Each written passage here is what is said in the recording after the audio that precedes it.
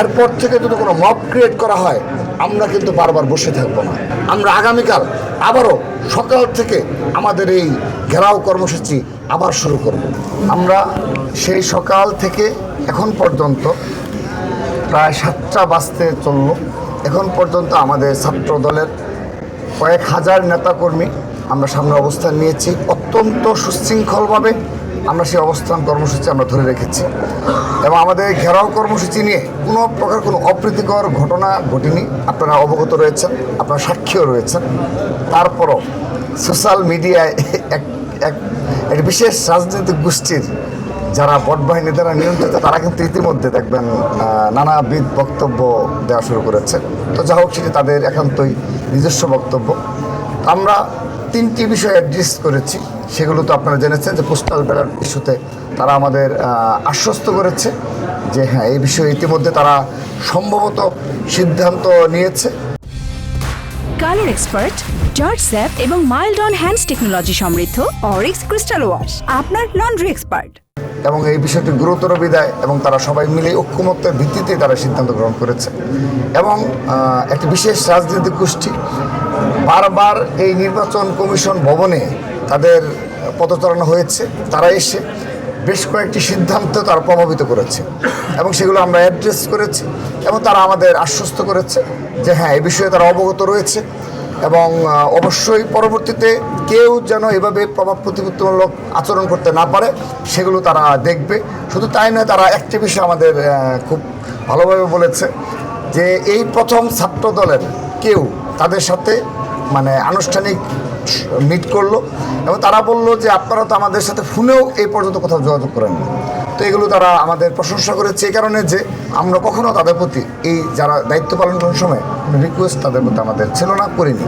কারণ আমরা একটা স্থিতিশীল বাংলাদেশ, একটা স্থিতিশীল ক্যাম্পাসের জন্যেই আমরা নিরন্তর প্রচেষ্টা চালিয়ে যাচ্ছি। সে কারণে সব ধরনের মব বলেন, বিভিন্নভাবে প্রপাগান্ডা দ্বারা আমাদেরকে যেভাবে হেয় প্রতিপন্ন করা হয় আমরা সেগুলো নীরবে সহ্য করে একটি গণতান্ত্রিক প্রক্রিয়ায় জাতীয় সংসদ নির্বাচনের ধারপ্রান্তে আমরা রয়েছি।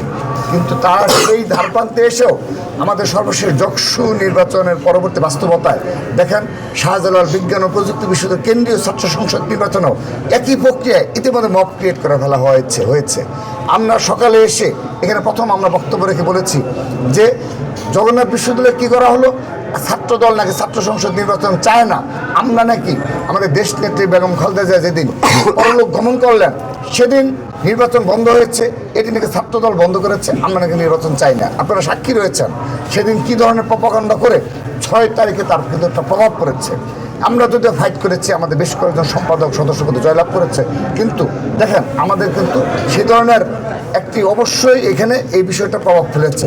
ঠিক একইভাবে শাহজালাল বিজ্ঞান ও প্রযুক্তি বিশ্ববিদ্যালয়ে কেন্দ্রীয় ছাত্র সংসদ নির্বাচন উপলক্ষে এই নির্বাচন কমিশন থেকে আমরা অবগত করেছি 3টি চিঠি ইস্যু করা হয়েছে। একটি হলো 5 ডিসেম্বর শিক্ষা মন্ত্রণালয় থেকে, তারপর হলো আপনার 12 জানুয়ারি, 15 জানুয়ারি, অর্থাৎ 3টি চিঠি এখানে ইস্যু করা হয়েছে। তো আমরা তাদের কাছে প্রশ্ন রেখেছি যে কার ইন্ধনে, কাদের প্রভাবে আপনি একটি চিঠি ইস্যু হতে পারে, সেটি কেন 3টি চিঠি ইস্যু?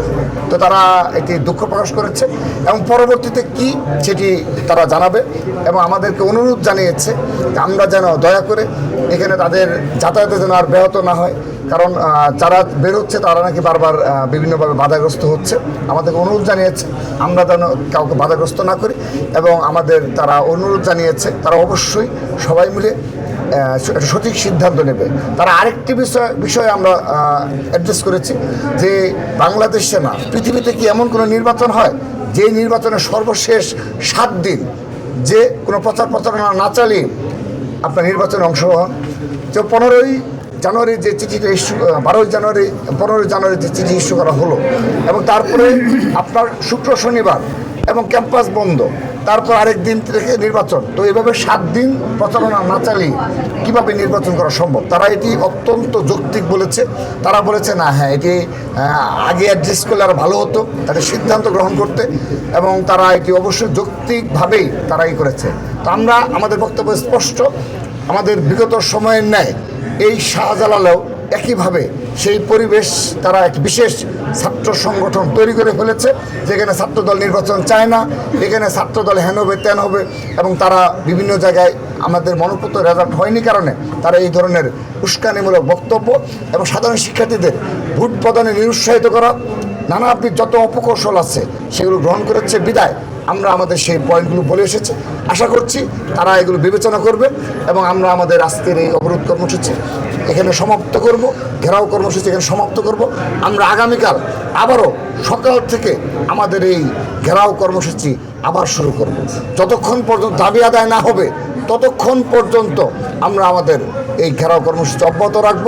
এবং একটি বিষয় স্পষ্ট করে বলতে চাই, 22 জানুয়ারি থেকে যে জাতীয় সংসদ নির্বাচনের প্রচারণা শুরু হচ্ছে সেটা নিয়ে যদি কোনো ষড়যন্ত্র করা হয়, এরপর থেকে যদি কোনো মব ক্রিয়েট করা হয়, আমরা কিন্তু বারবার বসে থাকবো না। আমরা তাদেরকে এই বিষয়ে অবগত করেছি।